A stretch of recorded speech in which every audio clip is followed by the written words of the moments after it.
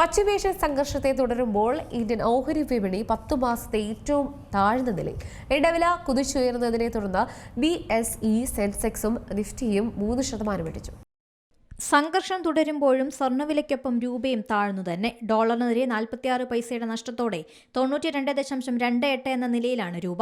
ഓഹരി വിപണിയും ഏറ്റവും താഴ്ന്ന നിലയിലാണ്. സെൻസെക്സ് 2300 പോയിന്റാണ് താഴ്ന്നത്. നിഫ്റ്റി 23,750 താഴെയെത്തി. എല്ലാ സെക്ടറുകളും നഷ്ടത്തിലാണ്. വിൽപ്പന സമ്മർദ്ദമാണ് വിപണി നേരിടുന്നത്. ഇന്ത്യ മുഖ്യമായി ആശ്രയിക്കുന്ന ബ്രെന്റ് ക്രൂഡിന്റെ വിലയിൽ 26% വർധന രേഖപ്പെടുത്തിയത് വിപണിയെ സ്വാധീനിച്ചു.